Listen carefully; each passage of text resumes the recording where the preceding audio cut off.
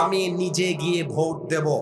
আরে জনপ্রিয়তা বাদ দেন, ফেমাসিটি বাদ দেন, আজকে যদি প্রত্যেকটা ব্যক্তি ভোট কেন্দ্রে গিয়ে ভোট না দেয়, আবারও দেখবেন বাংলাদেশটা 5 আগস্ট আগের বাংলাদেশ হয়ে যেতে পারে। এই জন্য আমরা চাই যুবকদের প্রথম ভোট ইনসাফের পক্ষে হোক, এবং আমরা চাই যুবকদের প্রথম ভোট আল্লাহর কোরআনের বাংলাদেশ দেখার জন্য হোক। মাথায় রাখবেন, এটা 5 আগস্টের আগের বাংলাদেশ নয়, এটা 5 আগস্টের পরের বাংলাদেশ।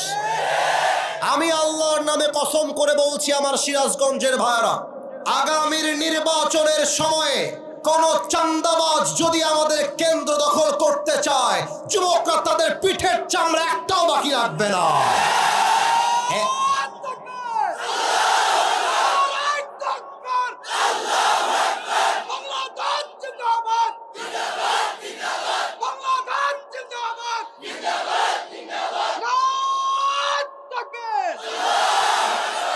এই যুব সমাজ যদি শেখ হাসিনার গদি উল্টাইতে পারে, তোমার মতো পার্টি নেতাকে যুবকদের গণবারও টাইম না।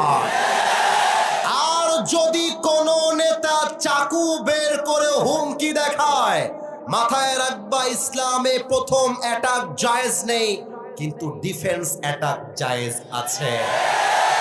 আমি তোমার একবারে মারতে যাব না, তুমি আমারে মারতে আসলে তোমার পিঠের চামড়া একটাও রাখবো না। আরে আমরা ছাড় দেই কিন্তু ছেড়ে দেই না, আমরা ধরি না ধরলে কিন্তু ছাড়ি না। আমার স্পষ্ট কথা, আমি কোনো দলের নাম কিন্তু উল্লেখ করি নাই। আমার কথা, দল বুঝি না, মত বুঝি না, যেই বেটা নির্বাচনের দিন উল্টা পাল্টা করবে, ও তো নেতাগিরি করতেই পারবে না, ওকে এলাকায় আমরা থাকতেও আর দিব না। আগামীর বাংলাদেশ হবে এমন বাংলাদেশ, যেই বাংলাদেশের কোনো ঘরে চাঁদাবাজদের ঠাঁই হবে না। আগামীর বাংলাদেশ হবে এমন বাংলাদেশ, যেই বাংলাদেশে কোনো ধর্ষকের ঠাঁই হবে না।